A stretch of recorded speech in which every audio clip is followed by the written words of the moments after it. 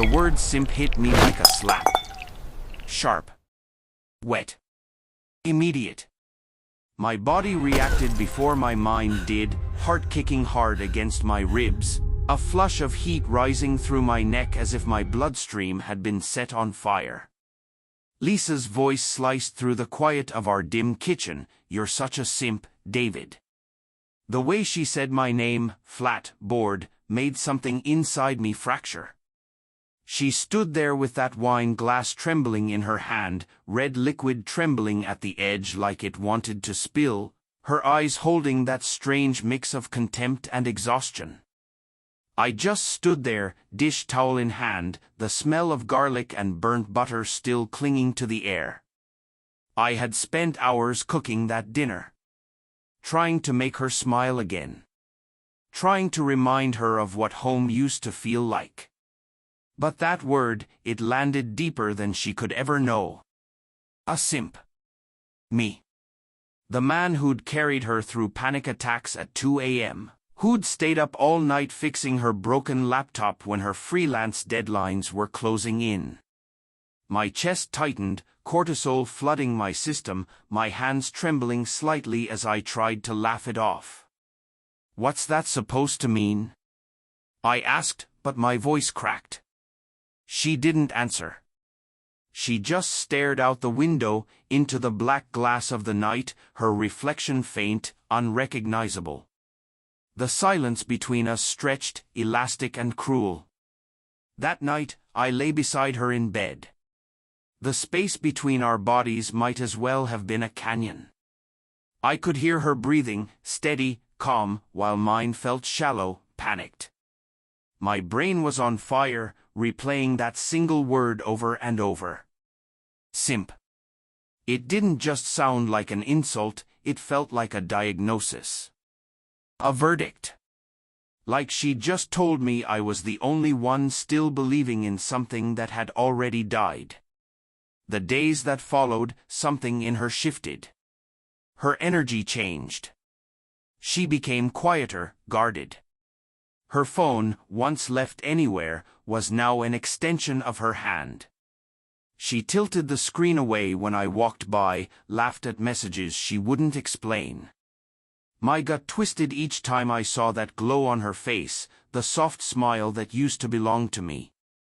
I told myself she was stressed, that her design business was eating her alive. But my nervous system knew better. The human body always knows before the mind accepts it. Her avoidance triggered something ancient in me, an instinct for danger, for loss. My heart rate spiked every time her phone buzzed. My skin prickled when she said she had to step out for a client call. Then came the night I broke. She was in the shower, water hissing behind the door, steam curling under the frame. Her phone lay face down on the bed. I stared at it. I told myself don't, but the shaking in my hands betrayed me. I typed in our anniversary, 4 digits that had once meant forever. The screen unlocked. My pupils constricted. Dopamine vanished from my bloodstream like air from a collapsing lung. There it was. Messages from Alex. "Miss you already? Last night was incredible." My chest went cold. It felt like my organs were shutting down one by one. I couldn't breathe. I couldn't think. The words blurred, swam, then cut through again, each one like a blade scraping bone. When she came out, wrapped in a towel, her hair dripping onto the hardwood, she froze. Her eyes darted from the phone in my hand to my face. "David, what the hell are you doing?" she asked, but the guilt was already there, in her pupils, in the tremor of her jaw. "Who's Alex?" I said quietly. My voice didn't even sound like mine. It was too calm. The kind of calm that comes when adrenaline burns through everything you have left. She hesitated. Then she broke. Her shoulders slumped, her lips parted, and for the first time, she looked afraid of me, not because I'd ever hurt her, but because she knew she'd finally destroyed the only man who still believed in her. "It's not what you think," she whispered, but the lie couldn't stand. Not against the look in her eyes. The truth was already crawling out of her silence. I didn't yell. I didn't throw anything.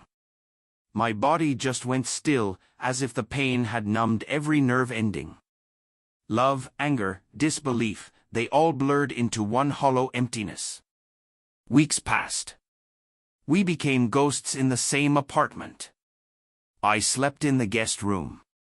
She tried to talk, sometimes, but every word felt staged, like a scene we'd already rehearsed to death.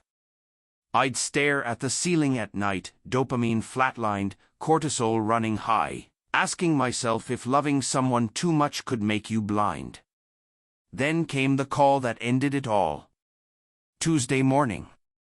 A police officer's voice, steady but detached. Lisa had been arrested. Fraud. Embezzlement. The name Alex again, her partner in crime. The betrayal wasn't just emotional anymore, it was systemic. Legal. Poison running through every layer of the life we'd built. When I saw her in that grey-lit visitation room, she looked small.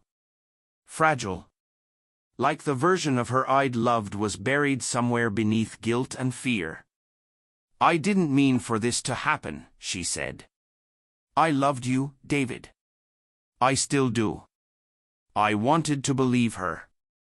God, I wanted to.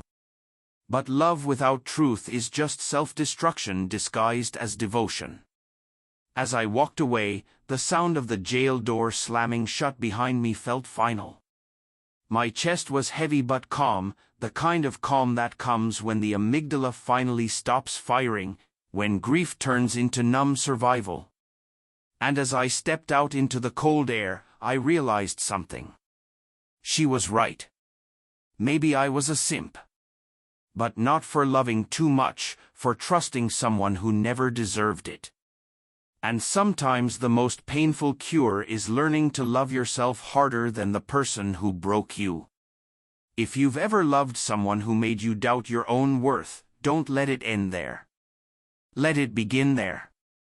Subscribe if you've ever rebuilt yourself after someone tried to ruin you.